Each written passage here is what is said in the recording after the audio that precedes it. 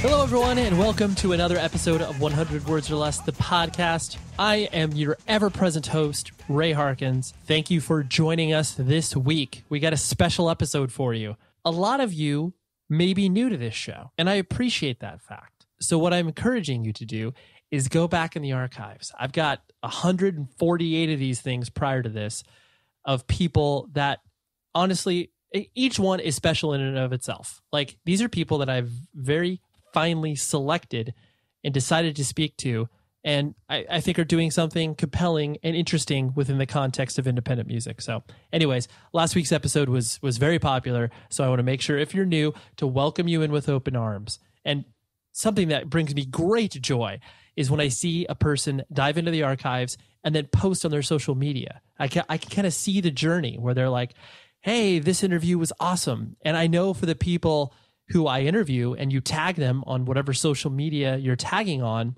even though like this is a lot to do with me and less to do with the guests, I feel like I create a very welcoming and warm environment, and I create an actual connection with these people. Some of these people that I interview are obviously already friends of mine, so we continue that connection. But then there are others who I'm not friends with or I don't interact with on a daily basis that I do believe I have that connection with. So when they see that pop up in their social media thing, they're like, oh yeah, Ray, that was a fun conversation. Anyways, so basically I'm having you kind of inflate my ego in a certain way. But anyways, I digress. The guest this week is Nathan Gluck from Ensign.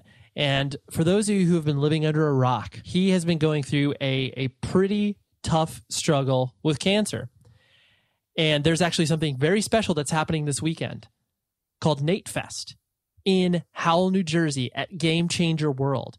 Basically, a bunch of bands who have been influenced directly by either Nate's band or Nate's friendship are playing the show. Everybody from Kill Your Idols, Grade, Sick of It All, Cro-Mags, Floor Punch, you name it. If they lived in the Northeast area and played shows, they're probably playing this show. It's happening this weekend on the 21st and 22nd. So go attend. I'll talk about Nate a little bit more after I do some items of business. So visit the website, 100wordspodcast.com. You can interact with the show via email and also via a news blast I send out once a week. I'm encouraging people to sign up for this because I'm getting a lot of really, really fun feedback. Right side of the page, you can email the show, you can sign up to the email blast, and then if you want to donate, I would really appreciate that.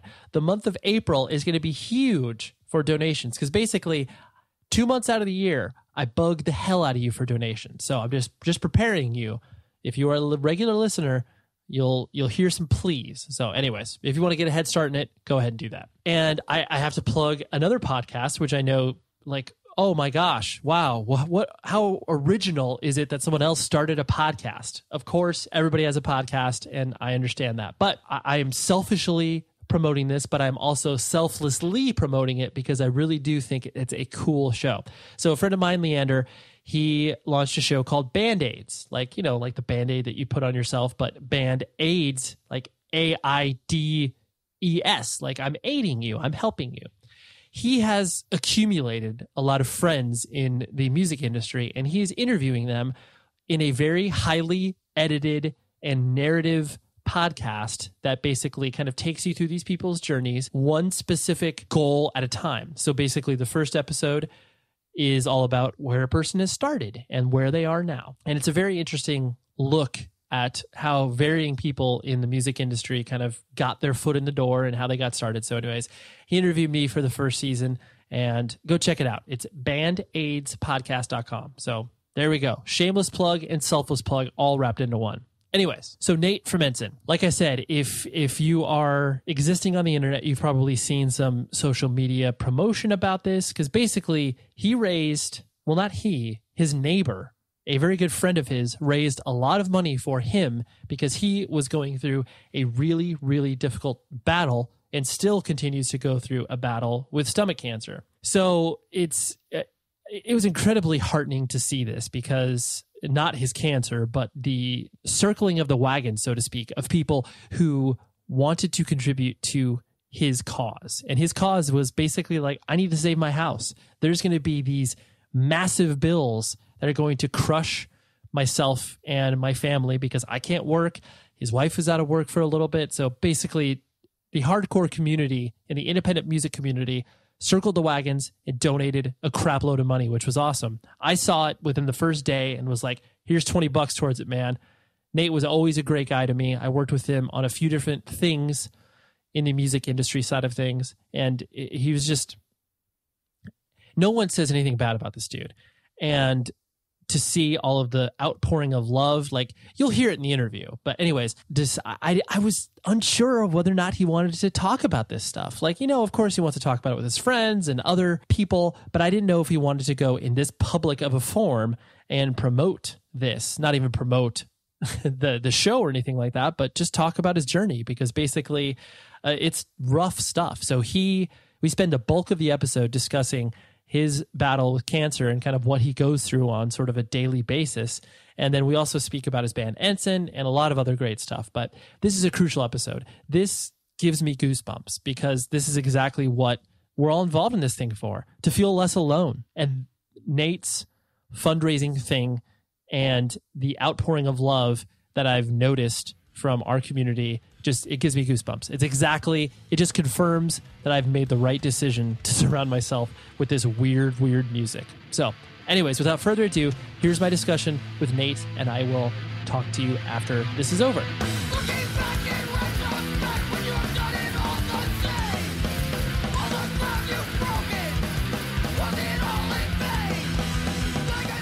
Southern California and starting to get into the hardcore scene in like the mid to late 90s.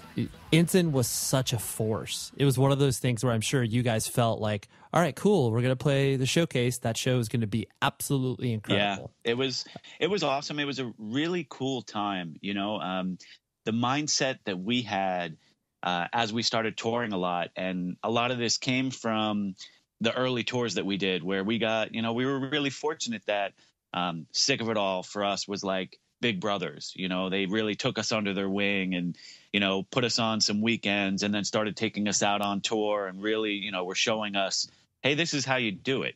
This is how to be a band outside of, I'm using industry term because, as you know, from our dealings over the years, I worked in the industry for a while, so they really kind of showed us how to expand outside of our own market.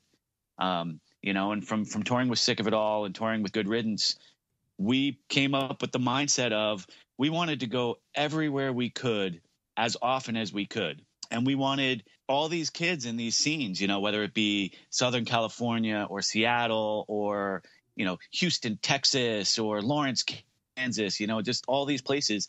We didn't want those people to look at us as like just a touring band that's coming through. It's like, no, we want to be here so often that you start to think of us as your own like local band, so we just kept hitting back and hitting back and hitting back, and just come hang out, come have fun. It's like, it's always going to be a good time when we come through.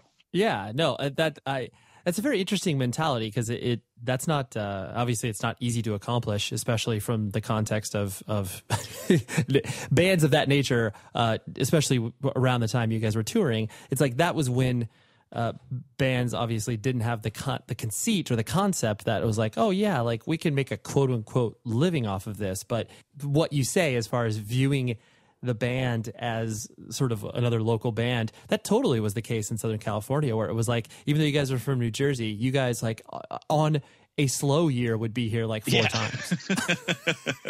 Yeah, it was like a second home for us. Right. No, totally. And it was incredible to watch, because it was like you did feel that sort of like groundswell of anticipation every time you were coming through. Each individual show was special, and it wasn't like you felt like there was that oversaturation where it was like, oh dude, I just saw those guys. Like you felt like every time you came through there was a reason you were coming through, as opposed to just like spinning your wheels, But yeah, no, it was very cool to be able to see that. And honestly, you guys were definitely one of the first bands that I could really sort of, I guess, for lack of a better term, like root for on a national level. Because it's like, obviously in Southern California, we had a lot of bands that were coming up, but then you guys were just like, seemed to be sort of adopted within the context of our scene. And it was like, wow, that's a really cool thing. It's not easy to be like, penetrated within that particular local scene. You know? I completely agree. And I also attribute a lot of that to all the love and support that we got from, like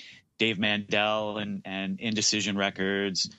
And, our like all the friends that we made, really locally within that tight knit, Orange County scene, Adamantium, Eyelid, Death by Stereo, like all those dudes. It's like just spending all this time with them and really, like everyone really became like family, and even from there, as we like kind of expanded and moved on to Nitro Records and, like still kind of staying in the Orange County punk hardcore scene, but, like kind of bridging it a little bit, like I always hate to be like, taking that next step because it's such a, like industry buzz word, but like that's what it was. It was like, okay, we've, hit the ceiling of where we were at with what we could do. So, hey, why not? Let's see what we can do trying to take a step or two further. But at the same time, like you said before, it was never let's do this for a living and make money off of it. It was a passion, and it was a hope that we could keep doing it and afford to be able to keep doing it. But we never really looked at it as, oh, let's try and make money, where you have like bands, especially in this day and age, especially with the way the internet and social media and everything is, they go into it starting off with like that mentality of, let's be as big as we can be and make all the money we can make and all this and that. And it's like, no, for us, it was always just a passion. Even still, we like Tim always makes a comment when we play where it's like, we're still working on new music. We still plan to release stuff. We still, play when we can.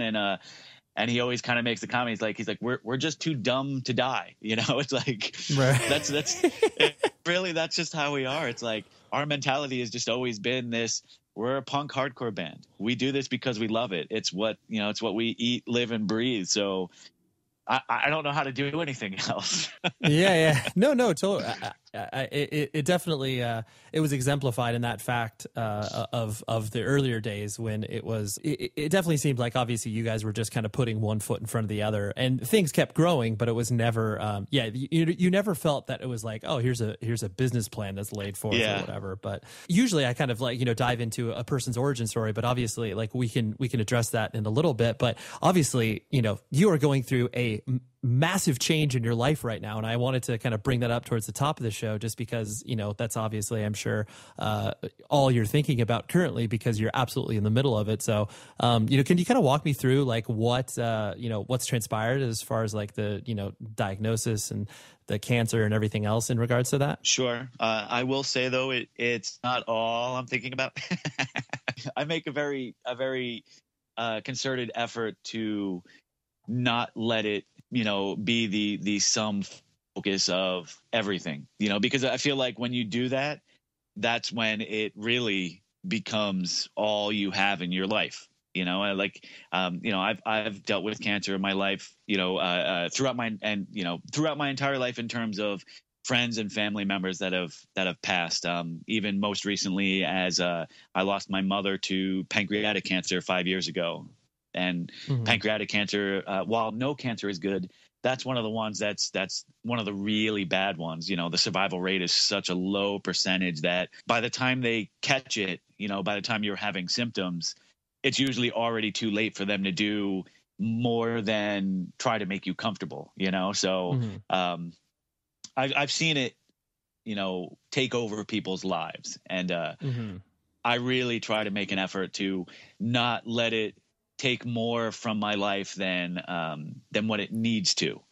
Yeah, I completely understand because that is true. I mean, I think anybody that's been touched by that disease, whether it's a family member or someone they're close to, there definitely is that mentality of like the moment that you feel like whatever you give it the power or control, whatever you want to say, that's when it consumes you. So I apologize for misrepresenting that, but no, I appreciate the education. But yeah, so it's not everything you're thinking about right now, but you are you're in the middle of it, absolutely, so to speak. Absolutely. Yeah. So walk me through it a little bit. And I wasn't trying to. I knew what you meant, but I was totally. like, I'm going to throw this out there anyway because please.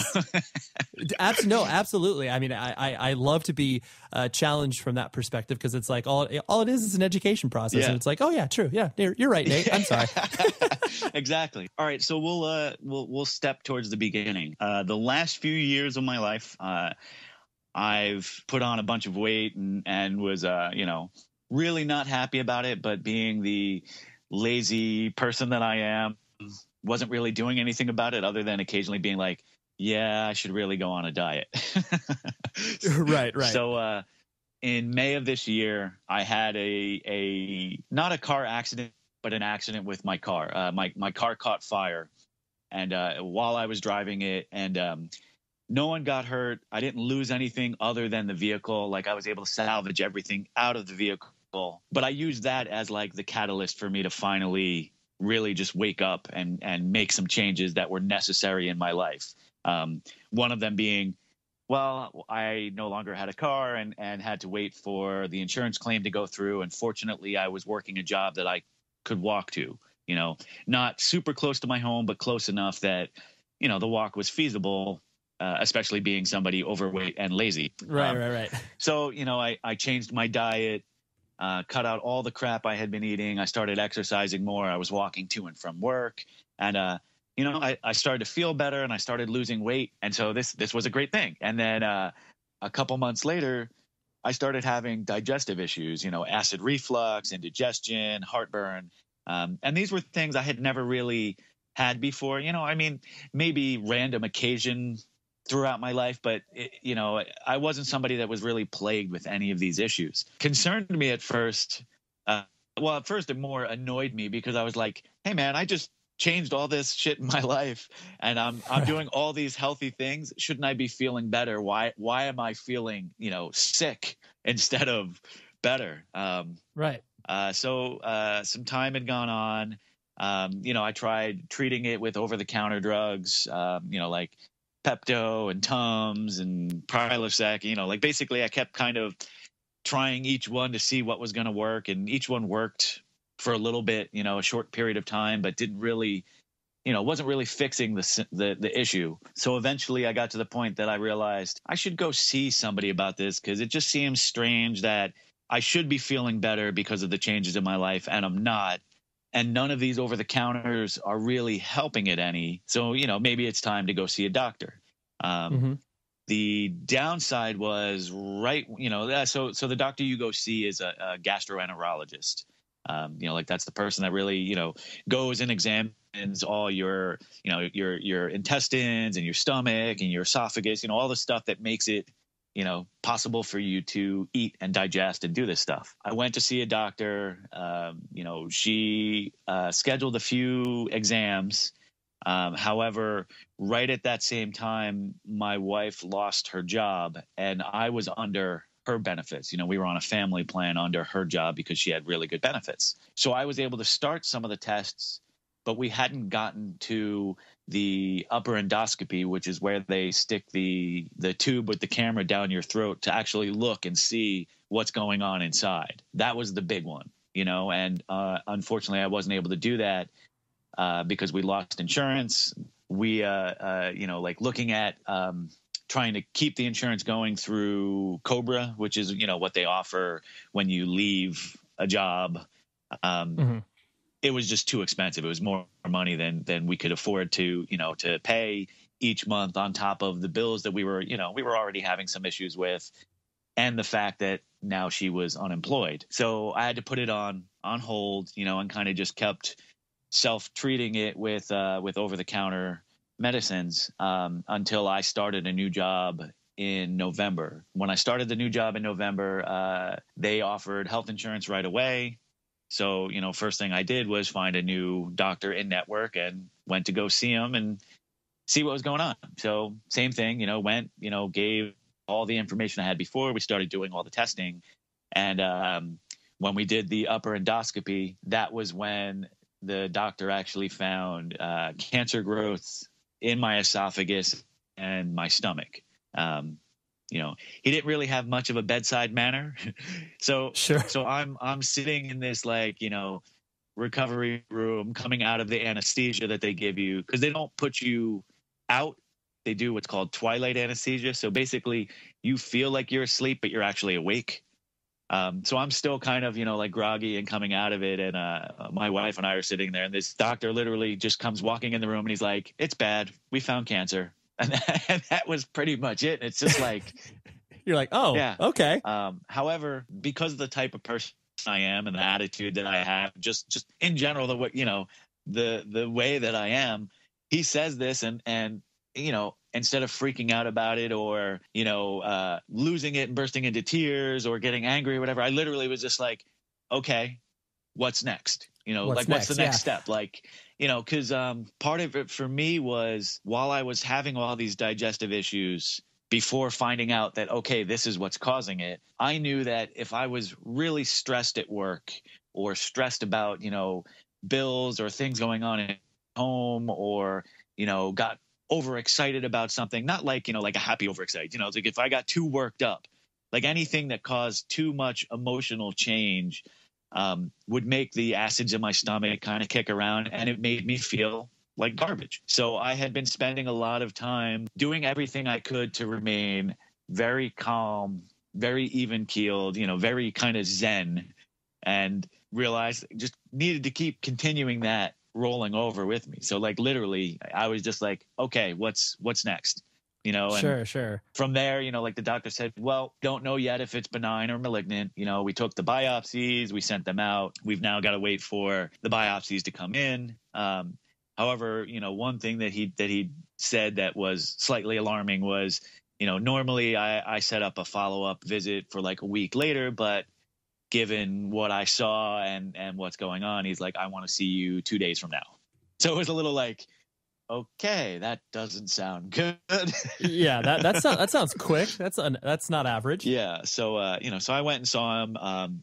He didn't have the full biopsy information back at that point because I guess it takes a few days, or can take a few days for, for everything to come back, for them to do all the testing they do on it. But he did at that point at least have the information that it was malignant. It wasn't benign. So basically it means it was live, active cancer, not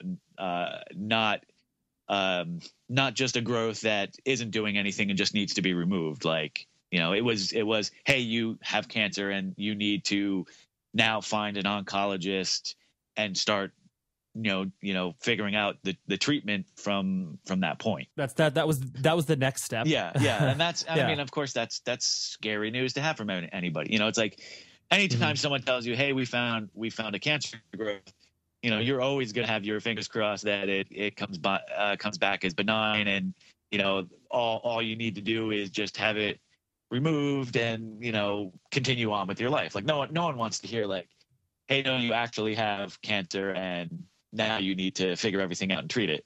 But like I said, it was just kind of one of those, well, what can I do? I can't change the fact that I have it. So let's figure everything out. Let's do all the tests we need to do and make a plan and beat this. Because as far as I was concerned, I'm not just another statistic. I'm not a number. I've got things I want to do with my life. I've got music I still want to write and play. I've got shows I want to play. I've got places I want to go. So it's like, let's do this, get this done so I can get back to actually living my life. So we found a great oncologist who works over at Sloan Kettering, which is, one of the large cancer centers out here. They fortunately have a facility here in New Jersey. Like their main one is in New York City, but they have one in New Jersey, and it's only like 30, 40 minutes from my home. New York City is also only like 40 minutes from my home, but it's a harder travel. There's tolls, there's parking, there's a lot more that goes into it. So I was happy to see that there was a facility here in New Jersey.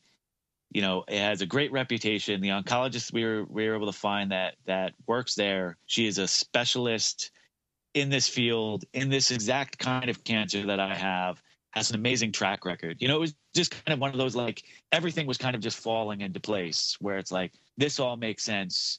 This is the right place, the right person, everything just about it. I don't want to say too good to be true, but basically it's like, hey, this is great that instead of this being this long drawn out process and making this harder and, just really dragging it down and making everything difficult, it all kind of happened quickly. And I'm sure you felt like it, obviously it synced up where it was like, oh, well, this seems like exactly what I wanted in this scenario.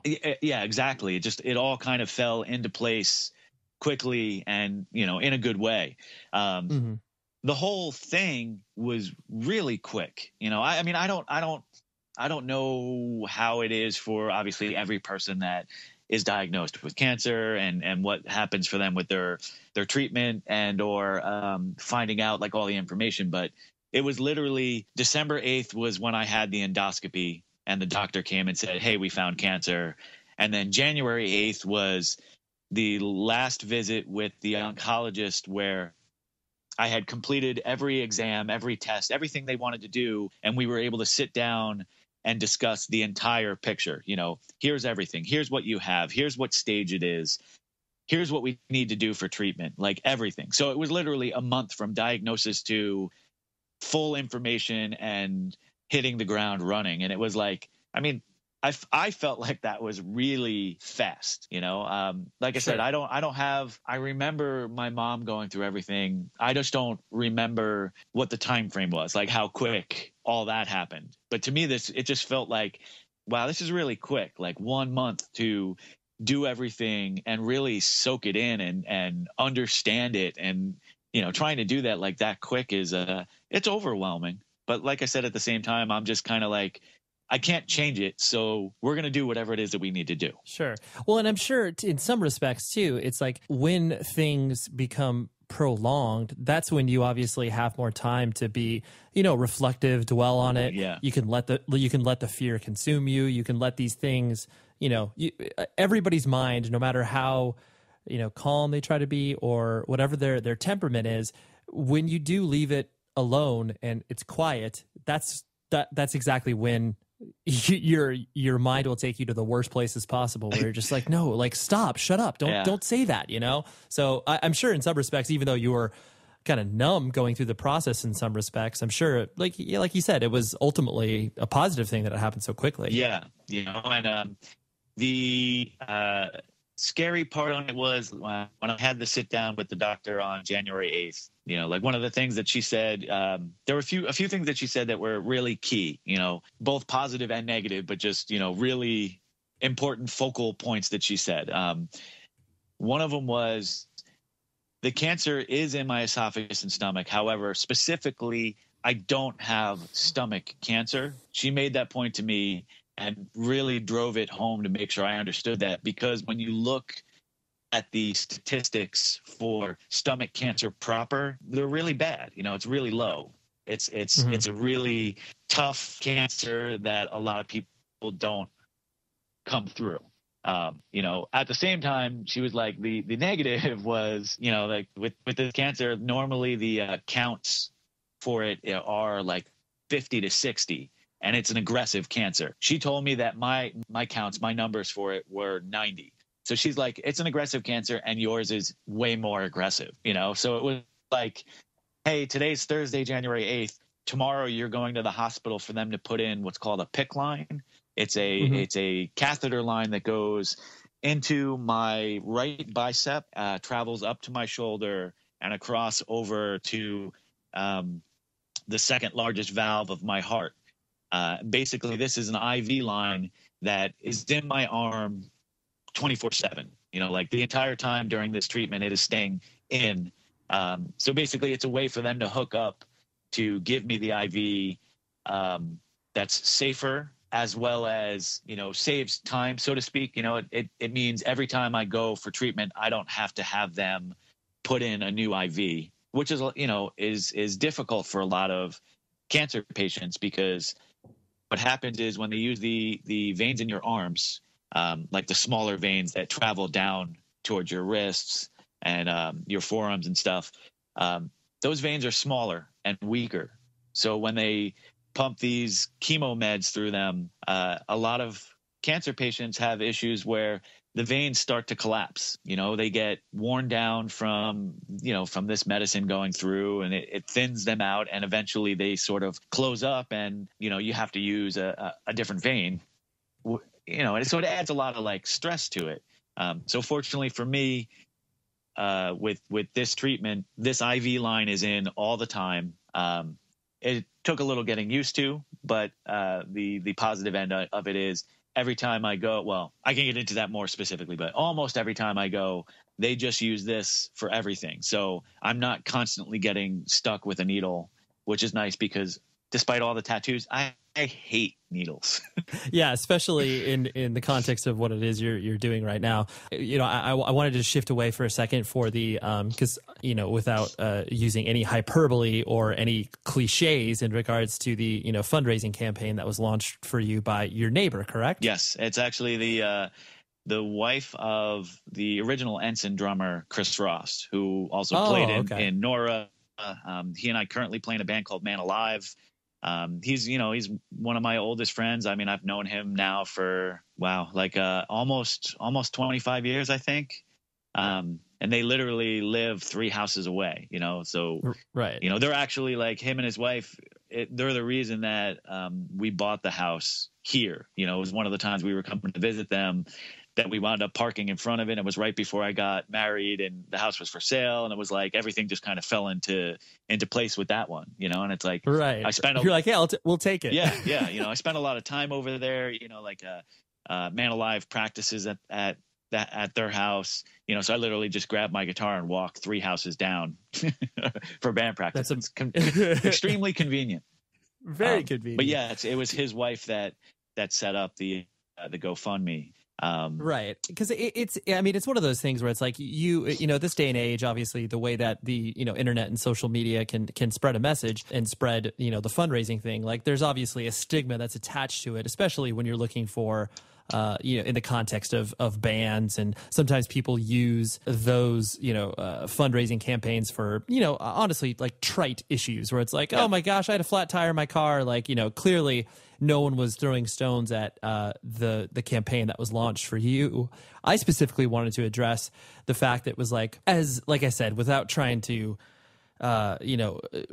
tread too much on hyperbole or cliches, the fact that it was like, as successful as it was to, honestly, in many ways, I'm sure transform the situation you're dealing with currently, it just shocked me. And I can't even imagine what was going on in your head as you were just like, what is this? This is insane. Yeah. I mean, even still, it's like, I have a hard time talking about it just because it's hard to put into words how I feel about it, especially because I don't want to necessarily say something I've said 1,000 times before, since this has been going on, but it's really, it's true. I wind up repeating myself when people ask me about it, but it's like all I can really do in this situation, in terms of gratitude, is say thank you.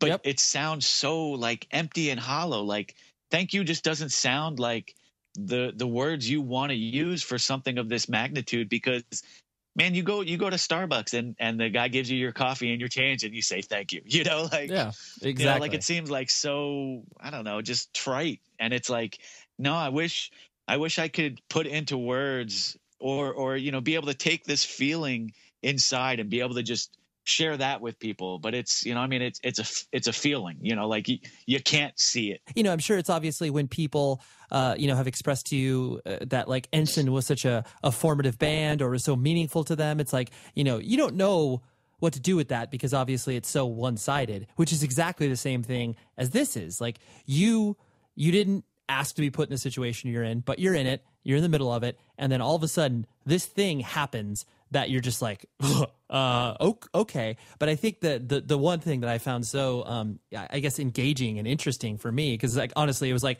I think it was the first few hours that it started to go around where it was like, whatever. I'm like, all right, yeah, of course. Like, I know Nate. Nate has always been extremely, extremely cool with me in everything that we've done together. And I'm like, I am absolutely contributing because this is, of course, like, that's what we do as a community. Like I said, that sort of cliche that, hardcore takes care of their own. It's like all that stuff is meaningless until like you actually see something like this happen where you're just like, oh, because Nate has been the person he is, not only within the context of our scene, so to speak, but in the world at large, it's like that's the quote unquote dividends that are paid for it, and like that, what you're receiving right now is all of the positive energy that you've put out into the world. And I'm sure that's the common thought that people, I'm sure, have shared towards you. Yeah, I mean, the entire thing is just mind blowing. To get to the kind of like step back for a half a second to the start of the GoFundMe. Jenna, who's my neighbor that put it up, Chris Ross's wife, she came to me, and she had recently, prior to that, had a successful GoFundMe campaign for a friend of all of ours in town where we live, whose home burned down from a fire, an unfortunate electrical fire. She raised, I think it was like $15,000, something along those lines. And it was amazing to see that happen when it happened. And she kind of came to me and was like, look, I know that you're an extremely private person. She's like, I know you don't talk about your problems. She's like, I know you're the last person to ask anybody for help. She's like, but I would like to set this up and do this if you're okay with me sort of going public with what's going on. She really felt that it was something that would be able to help in terms of, lessening some of the financial burden of what was going on as well as what was going to be coming. And, I kind of sat there and, it was one of those, like, gave it a couple days to think about, because I am a really private person, despite the fact that I get up on stage and I'm more than happy to talk to anybody about pretty much anything. I don't usually go into a lot of personal things in my life, and or anytime I've ever been in a situation where I needed help, I'm not somebody that goes and asks for help. Like, I would much rather spend my time helping other people than turning around and being like, oh, woe was me, can you give me a hand?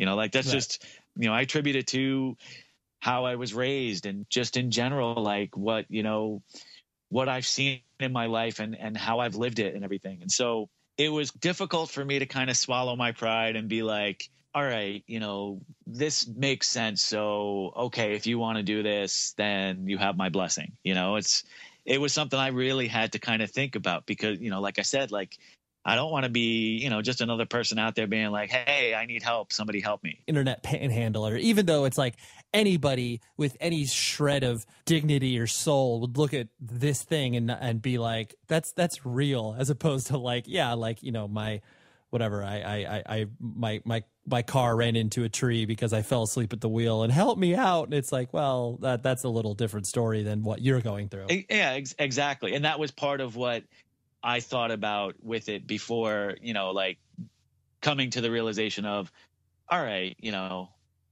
go ahead, like, because I'm not going to do it, like clearly I'm going to be the last person to post it myself and be like, hey, everybody, right. Especially because having worked within the music industry, man, how many times have we seen these fundraising campaigns where it was like, oh man, we were on tour and somebody broke into our van and stole all of our equipment and all of our money and all of our laptops and everything because we left them sitting out on the seats.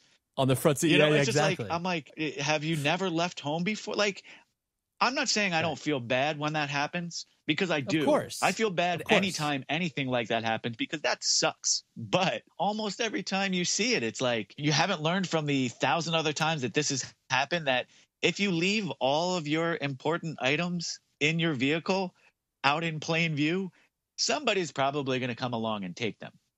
I mean, I learned that before, the internet was what the internet is. Just from touring, it was common sense of, hey, okay, we're parking the van and we're going to go hang out and go get food or do this or do that.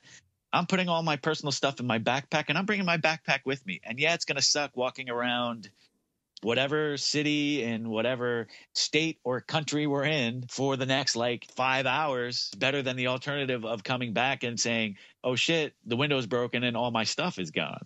So Right. So that's some of the stuff that was kind of going through my head when I was like, oh man, like one of those crowdfunding campaigns, like what am I, Broken Side, trying to put out a new album, like, yeah. Oh no, exactly. And like anybody that's ever obviously run across you knows kind of, what you are, knows you as a person and knows that like that was never, your intention from that perspective. The reason I wanted to kind of, obviously speak about that and belabor that point is just the fact that it's like there's a lot of there's obviously a lot of talk in regards to the way that people should conduct themselves, especially in relation to independent music. And I some of the most transformative speeches I've heard at shows, from either Tim from Ensign or whatever, Nate from Boys as Fire, like all of those sort of mid to late 90s hardcore bands. Of like, the thing that I took from most of them is the fact that what we do in here and in this room of 400 to 600 people should be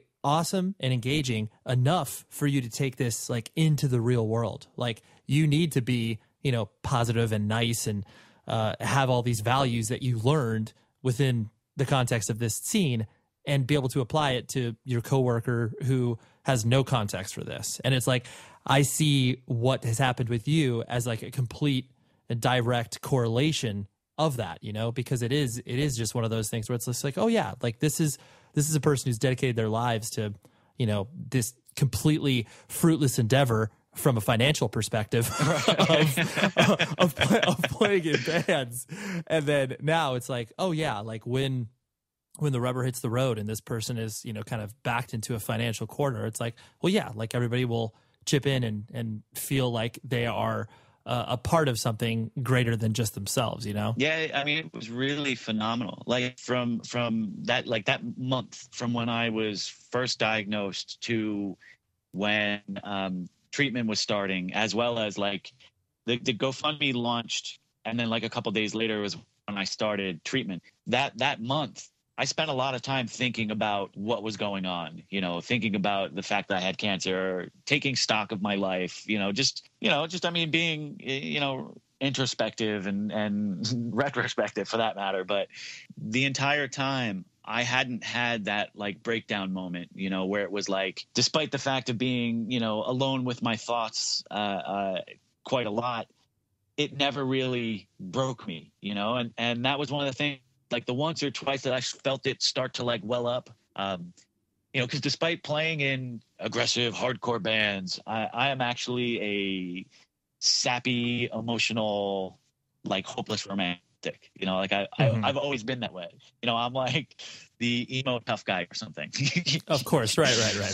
So I, like the once or twice that it started to like, I felt it start to come on. I was like, no, fuck you. Like I am stronger than this. I am better than this. Like I'm not shedding a tear over this cancer. Like it's not worth it. But the day that the GoFundMe launched, like sitting there and watching it, not even talking about from like a financial standpoint, just seeing all this love and support, all these comments. That was my breaking moment. Like I literally for like 2 days straight just sat looking at my phone, refreshing the page and reading these comments and seeing all this happening, and lost it. Was just in like tears literally for like 2 days. But it was good because it was the right kind. It was everything really is going to be okay. Like this was such a weight off of my shoulders, because going into it, outside of having to think about going into cancer treatment, and yes, I have insurance through my job, but it's like, even with insurance, still looking at, easily $100,000 to $200,000, like out of pocket, or at least based off of research done with it. It's like, I still don't know and won't know what the full tally is going to be until treatment is done. Because while you're going through treatment, they just kind of send you these things where they're like, hey, you don't know anything right now, but just to let you know, here's where we're at. Definitely. It's a little overwhelming. Yeah, no. And that's why I wanted, one of the main reasons I obviously wanted to have you on too, because I think a lot of a lot of what you're going through is important to be able to express in this form and not just be kind of, contextualized in this, whatever, this one web page or whatever. It's like, this is an important thing that you're going through. And I think it's important for not only yourself, but obviously other people to look at, like, this is how we take care of each other. Yeah. I just think it's such a powerful message. And it's been great that there's been such a, like I said, just overwhelming support for what it is that you, are going through. And I'm sure, like you said, it's just the moments of feeling like, you're hopeless are completely outweighed by just the positive feedback that you've gotten from people who are just like, hey, I want to see you get through this, and here, let me see if I can help. Yeah, no, really. And, like I said, like going into it, one of the biggest causes of stress in my life prior to finding out specifically that the cancer was what was causing the health issues I was having was that I don't make a lot of money. My wife had lost her job and we were upside down in our mortgage, and basically the house was facing foreclosure. Mm-hmm. And so I go into having to start treatment being like, shit, what happens if we lose the home while I'm in treatment? It's like, I'm going to be, like living out of the car or trying to stay on like a friend's couch. Like what the fuck am I going to do? And that was part of Jenna's concept with the GoFundMe going into it was, let's address all these issues and let's really try and help raise some money to make this financial burden, less of a burden, really. So it was amazing seeing like, as like all these donations started coming in and everything, to be like, wow, okay, wait, we've got enough money that we can get the mortgage out of get the house out of foreclosure and not have to worry about where the hell I'm going to be living while going through the treatment. And then from there, and it wasn't like it was a, unsurmountable amount of money that we needed for it, but it was, a lot when you consider like, hey, I can't work because I'm too sick to be, at work for an 8-hour shift, basically, it's like, I get too tired to be able to, to be on my feet for that long. And with my wife being unemployed, just like there was like next to no money coming in, and it's like, how are we doing any of this? Yeah. Where are you going to turn? And obviously, like, I mean, hardcore and punk have never provided a retirement plan. Like clearly that's not something you can rely on a pension for playing, to 40 people in Omaha, Nebraska. But I like Omaha, Nebraska. We used to always play the Cog Factory, and I loved that spot. I played the Ranch Bowl there. It's good shows, but yeah, I don't know why I pick on Omaha. It's just you pick a random town in the Midwest and you're playing to nobody. But before I let you go, I wanted to hit on the obviously, like, Nate Fest, and well, I'll do my own proper promotion at the top of the show, but that was something I presume that was one of those things where it's like, Tim, the singer of Ensign, probably came to you and was like, hey, so we're going to do this. And you're like, oh, okay. Is that kind of how it transpired? Yeah, pretty much exactly. Okay. One quick point before we get into Nate Fest, just I really want people to know that how much it means to me with everything that's gone on with, especially with the GoFundMe. And just in general, I mean, the influx of phone calls and emails and Facebook messages and texts, it's like all of this has been so uplifting. With the GoFundMe in specific, it's like, while I have to, obviously say, of course, the amount in the overall aspect of it is important because, clearly it's, that's a lot of money, and that's going to help me do all these things that I need to do, pay for all this treatment, be able to stay in my home, like all these things. However, my focus on it has always been the people, not the amount. It never mattered to me if it was somebody making a $5 donation or I think the largest one I saw in there was like a $4,000 anonymous one. It's like, the dollar amount made no difference to me. I don't love the person who donated $4,000 more than I love the person who donated $5, because it's just the fact for me that they wanted to donate anything. So I made sure, and I still do to this day, I look at the site constantly. And every time somebody makes a donation, I read who it is. I read every comment that somebody makes, every message that's sent. Like, I keep up on all of this. And as it was all first happening, it was overwhelming, of course, because so much was happening so fast. I'd see, a name on there and I'd be like, oh shit, that's so-and-so. And I haven't talked to them in like 3 years or something. And it's like, I'd look at my phone and I'd be like, I wonder if this number is still theirs. And I would shoot them a text and just be like, hey, I don't know if this is still your number, but this is Nate. Thank you so much. Thank you for thinking of me. Thank you for being a part. That for me is such a huge thing. I wanted to try and reach out to everybody that I could that was being involved, because I wanted them to know how much it meant to me. Just the fact that they were even helping spread the word, let alone, donating any amount of money, Not to interrupt your thought, but like hearing you describe that is exactly the same sort of way that, I personally have witnessed you in everything that you've done professionally and musically, where it's just like, it's the same concept as you being stoked that, someone bought a Direction of Things to Come from you at the show. Like you would just be like, dude, thanks. Like, that's awesome. Thank you for buying that. I really appreciate that. And it's that same sort of mentality that you're obviously approaching this with, where it's just like, there's many reasons for you to not check out my band. There's many reasons for you to not want to contribute to this thing, but you've chosen to help. You've chosen to take that proverbial step. And that is so, for lack of a better term, humbling. And I never related those two things of what you're experiencing now versus what obviously the gratitude that was poured out when, Ensign was as active as you guys were in the, late 90s, early 2000s. It's exactly the same thing. Yeah. And that's, well, unfortunately is not the right word, but it's just how I am. That's right. Just always been me, and that's also one of the reasons why pretty much every band I've ever been in, while I may not have been the cutest guy in the band or the most popular guy in the band, I was always sort of a mouthpiece for the band, or someone that sort of everyone that knew the band knew, because that's just the way I am. Like, I like talking to people, and I've always been appreciative of anything that someone has wanted to do. Just like you said, it's like, it's really easy to just ignore what we're doing. So the fact that you've taken any interest means the world to me, so it's like, I like to try to express that. And it's hard because it's hard to put into words, especially the more impactful it is on your life, both, like currently now, like both emotionally and financially.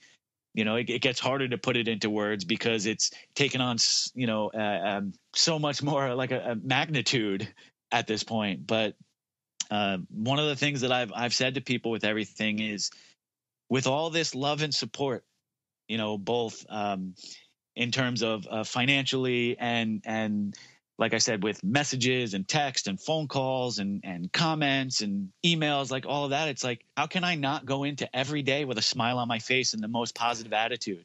All I have to do, it's like, oh, so wait, I don't have to worry about where I'm going to live. I don't have to worry about how I'm going to have money to, well, I mean, I still have to worry about how I'm going to pay for all of the treatment per se, but I mean, I'm not going into it destitute and saying, how the fuck am I paying for any of this? So it's like, oh, so really, I don't have to worry about anything but feeling good and trying to get better.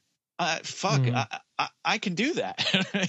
It's not even just like, whatever the cheesy PMA, like, whatever sort of tagline you can put on it. It's just like the sheer gratitude that one can feel when you're in the situation you're in, where it's just like, well, if all I'm doing, like you said, is focusing on this getting better, that's something that I can at least put my mind to, as opposed to putting my mind to these 7 other things that I just don't have the resources to dedicate to. So where does that leave you? Like, I mean, as far as the future is concerned, so basically you're currently in treatment, and basically you are just going through, I guess, cycles of treatment. Is that kind of how it's transpiring? Yeah. Term it as a cycle.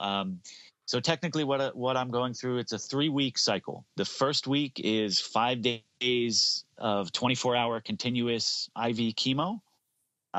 So literally it's 5 days straight. I do get to go home. I don't have to sleep in a hospital or a facility. But I go home each day with this little portable pump that's connected to that IV line in my arm. So it's a little annoying in terms of comfort, like trying to be comfortable and sleeping everything, because you've got this line that's hooked up to you. So every time I get up to use the bathroom, I've got to pick up this little like fanny pack with this pump in it and carry it with me. And if I go out anywhere or do anything, I've got to bring it with me. But that's it is what it is. It's an aggressive cancer, and they've got to do an aggressive treatment. So it's 5 days straight, Monday through Friday, 24 hours, nonstop. And I just go back and forth every day that week to the to the facility, to Sloan Kettering, for them to change out the IV bag in the pump and put the new one in. Got it. So that's Monday through Friday the first week, and then weeks 2 and 3 in the cycle, I don't have the IV chemo.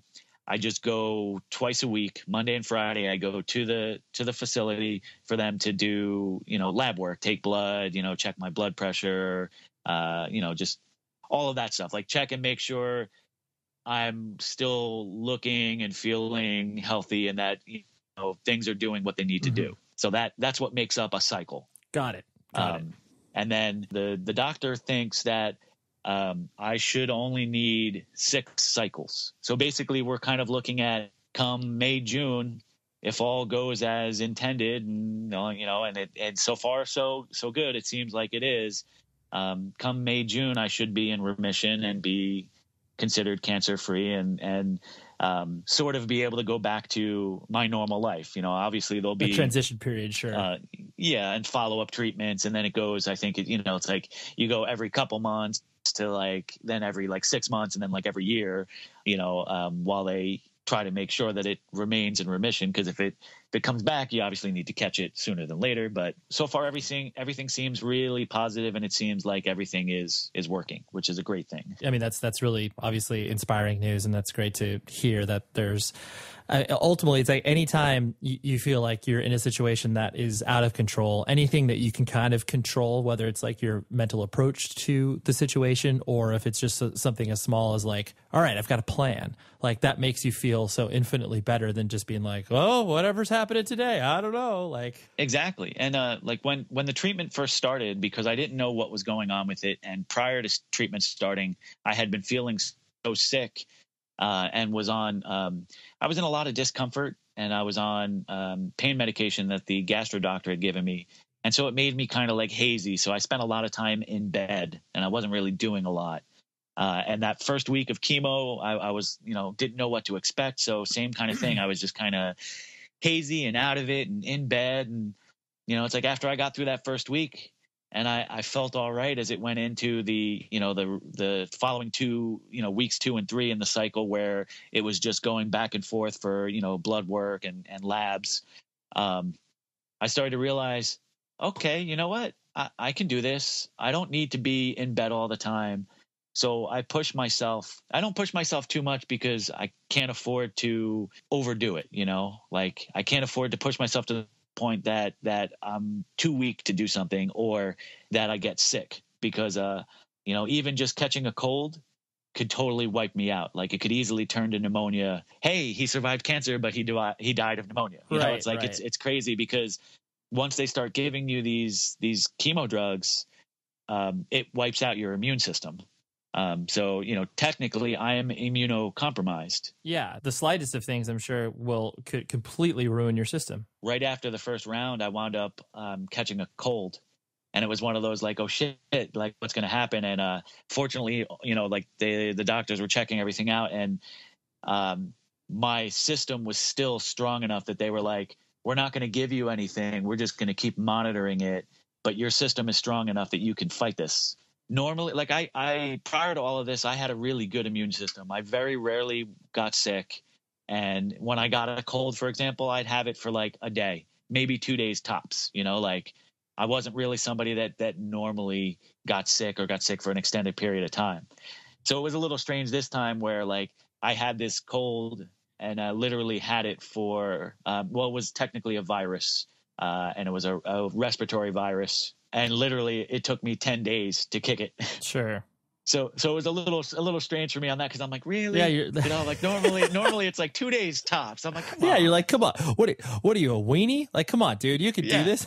But it was amazing to see that, like, okay, so even with this immunocompromised system and going through the treatment for cancer, I was still able to, my body was still strong enough to be able to fight this and come out the other side. So it kind of continued to empower me to be like, I can fucking do this. So I make a point to every day leave the house, even if it's just go to the post office or go to Target, go out to grab lunch, like something, I still have a hard time eating. So, for example, I haven't eaten a sandwich in Right. months, because bread has a tendency to clog up in my esophagus. And what would happen is it gets clogged, and then I sort of start to choke on it, and then I have to actually go and throw it up. A little different than when I equate it more to like a mama bird feeding her birdlings. It's like I'm not really puking like the traditional sense of this is in my stomach and I feel like shit and I feel sick and I'm vomiting. Yeah. I chewed something and it didn't go down all the way, and it's just kind of sitting here and making me uncomfortable, so I'm regurgitating it. But I don't really like the word regurgitate. So yeah, you got to get it out. Yeah. So are you going to perform at your own fest, so to speak? That is a good question. I did recently play a show. I had been involved in there's a movie, a documentary that was done about a club out here in Jersey that closed up in the 90s called City Gardens. It was a legendary venue. It was actually my favorite venue in New Jersey. I saw so many phenomenal shows there of all kinds. I mean, they did punk and hardcore shows, but I mean, the guy that did the shows there, Randy, did everything. I mean, everyone has played there at some point. Nirvana, Butthole Surfers, Nine Inch Nails. That's where Jon Stewart worked, right? Yeah, exactly. He was a bartender back in those days. Yep. And then I'm, some guys that I'm friends with did a documentary about it called Riot on the Dance Floor. It's sort of the story of the promoter there, Randy, who was the catalyst for this club becoming what it became. And, so it's kind of his story as well as the story of the venue. When that was getting put together, the movie, the guitar player from Vision, which is also one of the bands that I play in, Pete Tabbitt, he put together a project band to perform a few songs for the movie. One original that he wrote for the movie, a couple covers just to be used, sort of as like, filler moments, background music in it. And he hand selected everybody to be part of it. And I was one of the people. He asked me to play bass on it. Ed Brown, who's the drummer from Shades Apart, played drums on it. Pete himself, who's the guitar player from Vision, he played guitar on it. And the guy that sang is Alf Bartone, who he sang for a band out here in New Jersey called X Number 5. He and I were also together in a band called The Fire Still Burns. Dude's got a phenomenal voice, like kind of in the vein of like Chad Price from All. So he put together this project. We recorded a couple songs, one original and then 3 punk covers. We did Everything Turns Gray by Agent Orange, Under Your Influence by Dag Nasty, and Clean Sheets by Descendants. All 3 of those bands were bands that had played City Gardens. That was part of why we picked them for it. So we recorded these songs. They're used in the movie. When the movie was screened at a film festival in New Brunswick, there was an after party at the Court Tavern, which is also a venue out here. Actually, a venue I've been playing shows at. I think the first time I played there was like 93 or 94. So, well over 20 years. And we were supposed to play. The name of the project band is called House of Others. We were supposed to play it. Then I got diagnosed with cancer. I talked to the doctor, and the doctor was like, you're probably not going to feel up to performing. Like by that point, you'll have already gone through a cycle and be at the end of, getting ready to start the second cycle and just be, beat up and run down. And so we had decided we weren't going to do it. And literally a couple of days before the show, I was talking with Pete, and it was like, you know what? I still feel pretty good. Like, you know what? Like, fuck this. Like, let's still play. So I squeezed in a practice with the band, and then we played the show. And we just, a couple bands played that night, including Shades Apart. And we just did the 4 songs that we recorded, the 1 original and the 3 covers. So, I mean, it was a short set, but it was awesome, and for me, it was really uplifting as well to get up there and play. And I had a lot of people come up to me at the show that were, before playing, that were so happy to see me out, and it's funny because everyone that sees me, they're like, dude, you look really good. Right. It's like, I don't have the beard anymore. Like, obviously one of the unfortunate side effects of chemo is hair loss. While all my hair didn't fall out overnight, it was coming out. And so I made the decision to shave everything myself. Because basically I was like, if I'm going to lose it, I'm going to lose it on my terms and not because it's falling out from the chemo, So, I'm, completely clean shaven, which is very, very, very strange for me because I've had a beard since like 6th grade. Right. So all these people are like, wow, you look great. You look 20 years younger. You look amazing. And I'm like, I didn't know I had to get sick to look so good. Totally. You're like, wow, that's what it takes to get a compliment these days? Yeah, exactly. I keep telling people, I'm like, this is the best, worst diet ever. Right. Of course. I'm down to like the weight I was in like high school. I'm like, so I feel good. I look good. I'm tired a lot, and I have some days that I'm in more pain than others, but in general, it's like, I feel good. And so playing that show, and I had people come up to me afterwards that were like, you're such an inspiration and things along those lines. And it was like, that's really cool. And that it made me feel really good to hear that.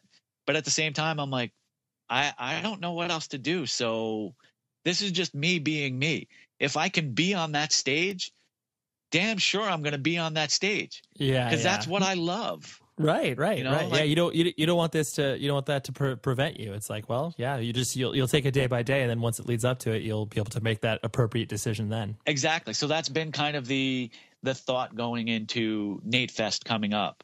The hard part with it is that weekend in March, I think it's the 21st and 22nd, is literally the Saturday and Sunday after a Monday through Friday round of chemo for me. Right. So it's like, am I going to feel like shit? Probably. Yep. So right now it's kind of like, I hope I feel well enough to be at the show because I'm going to be bummed to miss it because there's so many bands that I want to see. Of course. Yeah. It's just so funny because it's like still I'm just total fanboy. Like, right. Holy shit. Endeavor's doing a reunion. Purpose is doing a reunion. I'm like, you fucking kidding me? I didn't even know that was a possibility. Right. Right. Yeah. So it's like, and you just want to be there just for sheerly selfish reasons. I just want to watch these bands. Exactly. So it's like right now I'm like, I hope I'm well enough to be there.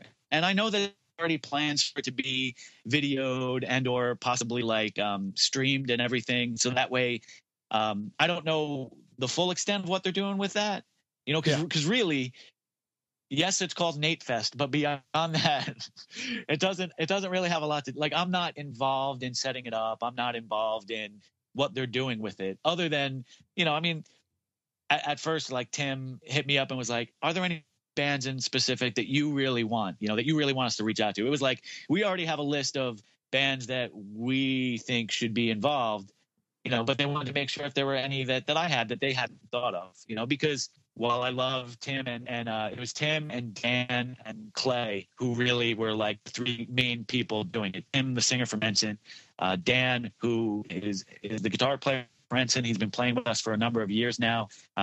He's also played in a bunch of Jersey bands throughout the years. A band called Mother Night, a band called Torchbearer, a few other projects as well. And then Clay, who is an old friend of ours, used to book shows out here in Jersey years ago, roadied for Ensign for a while, so it's like those 3 dudes were like the 3 main people setting it up, and it's like they had, like their list of here's bands that we should reach out to. No, keeping in mind who they were and the connection to me and all of that. But at the same time, they wanted my input because there's going to be bands that were unrelated to Ensign and those 3 guys' involvement that, that's like, hey, these are bands that are friends of mine, like newer bands. Like, for example, there's a band Old Wounds that are playing it, that are really good friends of mine.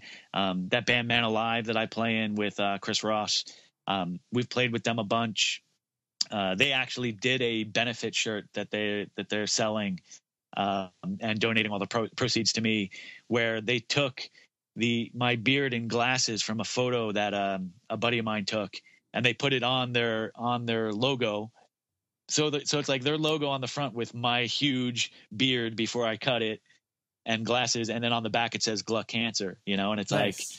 like, it's like they were a band that probably would have been potentially overlooked to be involved in the fests, but because they don't have an older tie to Ensign specifically. Right, but that's why Tim asked you, and so you were able to kind of put together, obviously, or give your input towards this thing that was obviously being able to represent you as well. Exactly, yeah, because the concept is that it's it's about me as a whole, and not necessarily just Nate Ensign.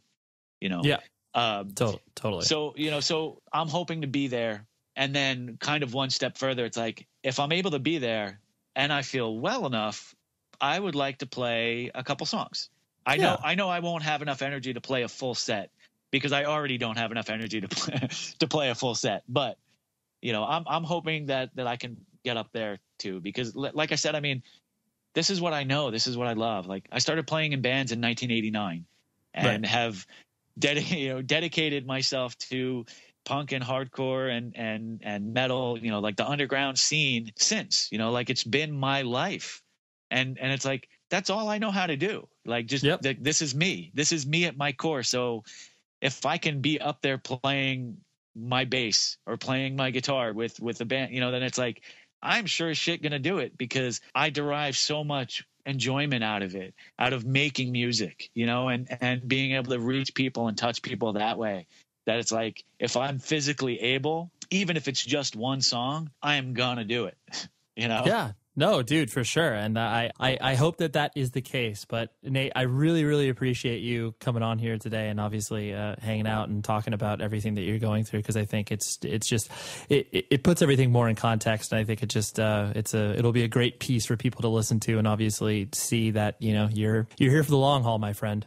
Absolutely. I don't plan on going anywhere. Yeah, that's good. I think this was good as well, in the sense that some of the messages I get from people, it's like, when I read it, it almost makes me feel like I should be, in bed and like kind of like crippled and like at death's door. And it's like, no, I want people to know, it's like, man, I'm a fighter, like I don't go down easy. So, for some of these people, it's like, when they get to see me, and like the first time I went over to Chris Ross's house on a night that Man Alive was practicing, and I stopped by just to see the other guys, because I hadn't seen them since before I was diagnosed.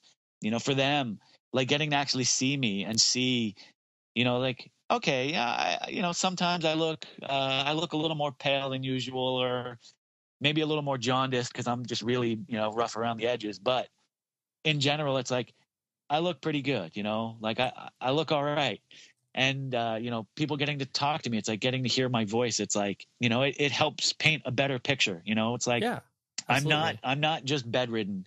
Don't get me wrong. I mean, I have days where I can't, like, I don't have the energy, and I'm in a lot of pain, or, I just am too tired and too weak to do much more than, move from the bed to the couch to, try and sit and eat something, eat some soup or some applesauce or something. But, I am doing okay. I am fighting this, and really all this love and support, outside the fact that it's just amazingly humbling to know that there's that many people that want to help and that care, and the fact that it's, life affirming, in the sense that I've never questioned why I got into the punk scene and the hardcore scene. Like, I've never questioned why I got involved, and I've never doubted my decision to remain steadfast in doing this, even, like I said, 25 years later. But seeing this, like, it's reaffirming that this really is a family. It really is a community. And, I mean, while I was always one of those people that was there to try and help pick somebody up when they fell, whether it was a friend or just, somebody in the pit that lost their footing, it's like, it's it's really nice to see that everything wasn't just talk. It wasn't just slogans that look good on a t-shirt. It's cool, and for a lot of our families and a lot of, friends of friends, and relatives, things along those lines, people who know that we're involved in this crazy thing, that's aggressive and there's a lot of fights or whatever. For a lot of them, they've been able to see this movement for something more, for more than just somebody beating somebody up or just somebody playing loud, fast music and screaming over it. It's been amazing in that sense as well, to be able to, kind of show the world like, hey, this is real. And this is really based on something solid. It may not always shine through. It's like the bad apple is going to spoil the bunch, from time to time. But having something like this to be able to show people, no, we really do care about each other. It really is a family. It really is a community. I mean, that's something I will never be able to forget. This is going to be with me for the rest of my life. It's incredible. I can't think of any better way to end it with that beautiful note. So thank you so much, Nate. I honestly, I'm really, really glad we got to catch up from this perspective. It was awesome. Yeah, Ray, it was my pleasure. I'm glad that we got to do it. So that was Nate's journey. Pretty special, huh? What an attitude for a dude like him to basically practice what he preaches and be positive and just kind of like, yo, I'm going to fight this thing. I'm going to beat the crap out of it. And this is where it's going to be. So thank you very much to Nate for discussing in very excruciating detail what he's going through, because I think that's really important to shine a light on that. So here's to many more years for Nate, and I'm so glad to call you a friend, because he's a great person, and I'm glad that he decided to come on the show. So the producer and editor of this show, as always, is Tom Richfield, forever connected to this show, whether he likes it or not. The outpouring of love that I hopefully give to him is reflective of that. We have another great guest next week and so much other good stuff coming up. I just can't wait. Each week is so fun for me to hang out with you. I love it. So thank you very much for joining on this journey. And until then, be safe, everybody.